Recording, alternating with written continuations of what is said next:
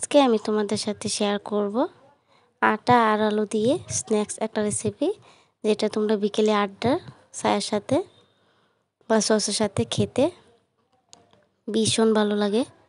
তোমরা একবার বানিয়ে নিলে বারবার বানিয়ে নিবে, এতটা মজার হয়েছে, ক্রিপসি একেবারে। তো এই নাস্তা করার জন্য প্রথমে আমি আলুর পুরটা বানিয়ে নিব। তো আলুর পুরটা বানানোর জন্য এখানে একটা কড়া বসিয়ে তেল দিয়ে পেঁয়াজ কুচি, কাঁচা লঙ্কা কুচি দিয়ে দিব। তো হালকা নাড়িয়ে নিব। তো তোমাদের কাছে অনুরোধ রইল, প্লিজ ভিডিওটা স্কিপ করবে না, ফুল ভিডিওটা দেখবে আমি কীভাবে এই নাস্তাটা বানাই। তো অল্প লবণ দিয়ে দিছি, অল্প জিরা গুঁড়ো আর অল্প হলুদ গুঁড়ো দিয়ে দিব। তো দিয়ে একেবারে মশলাটা ভালোভাবে কষিয়ে নিব। তোমরা চাইলে লঙ্কা গুঁড়োটা ইউজ করতে পারো, যে যতটুকু জাল খাবে। তো দেখো আমি কষিয়ে নিয়েছি। তো এখন আমি সিদ্ধ করে রাখা আলুটা ম্যাশ করে রেখেছি, তো এটা আমি দিয়ে দেব। তো দিয়ে আমি নাড়াচাড়া করে ভালোভাবে পুরটা ভেজে নিব। তো ভালো লাগলে অবশ্যই লাইক কমেন্ট শেয়ার করতে ভুলবে না। তো আর যারা নতুন ভিডিও দেখছো অবশ্যই আমার চ্যানেলটা সাবস্ক্রাইব করে পাশে থাকবে। তো এখানে দিয়ে দিছি পুদিনা পাতা কুচি। তো এই আলুর পুরটা আমার রেডি হয়ে গিয়েছে। তো এখন আমি এটাকে নামিয়ে ঠান্ডা করে নিব। তো দেখো নামিয়ে নিয়েছি। তো এদিক দিয়ে আমি কিছু আটা নিয়ে নিয়েছি। তো এখন আটার মধ্যে দিয়ে দিব অল্প লবণ।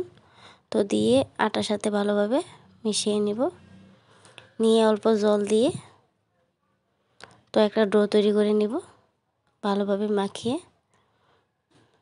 তো এতটা মজার আর খুব সহজ বানানো, খেতেও খুব ভালো লাগে। তো দেখো আমি এইভাবে একটা ডো তৈরি করে নিয়েছি। তো এখন এইগুলোকে আমি লেচি কেটে নিব।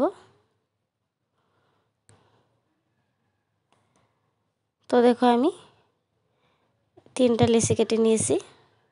তো এখন আমি একটা লেচি আমি বেলে তোমাদেরকে দেখিয়ে দেব যে কীভাবে নাস্তাটা আমি তৈরি করব সেই জন্য। তো আমি একটা রুটি বেলে নিব, একেবারে পাতলাও না বা একেবারে মোটাও না।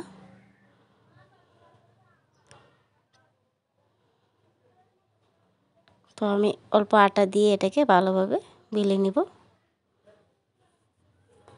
তোমরা একবার দেখলেই খুব সহজে বানিয়ে নিতে পারবে। তো দেখো আমার রুটিটা আমি বেলে নিয়েছি। তো এখন আমি রুটির মধ্যে দিয়ে দিব আলুর পুরটা আমি দিয়ে দেব। তো এভাবে দিয়ে চারেক দিক দিয়ে ভালোভাবে এভাবে চামিচ দিয়ে লাগিয়ে দিব একেবারে রুটির সাথে। তো দেখো আমি লাগিয়ে নিয়েছি। তো এখন আমি এটাকে বাস করে লম্বা করে বেলে নিব।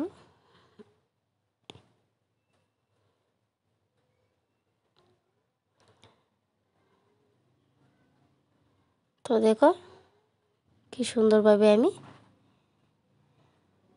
বেলে নিয়েছি। তো এখন আমি এদিক দিয়ে অল্প জল দিয়ে এটাকে ভালোভাবে চাপ দিয়ে লাগিয়ে দেব, না হলে তেল ভাজার সময় খুলে আসবে। তো দেখো আমি একটা ছুরি দিয়ে এভাবে পিস পিস করে কেটে নেব। তো দুই সাইডের অংশগুলো আমি ফেলে দেব। তো এখন আমি মোটা বা চিকন তোমাদের পছন্দ অনুযায়ী কেটে নেবে। তো দেখো আমি এভাবেই নাস্তাগুলো কেটে নিয়েছি। তো একটা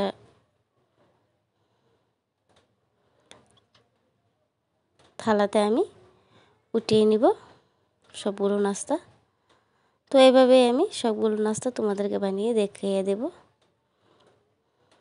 তো দেখো আমার সবগুলো নাস্তা রেডি হয়ে গিয়েছে।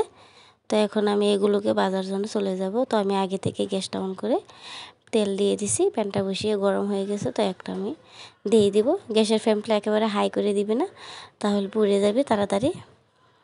তো দেখো আমি সবগুলো নাস্তা দিয়ে আমি এখন এটাকে উল্টিয়ে দিব।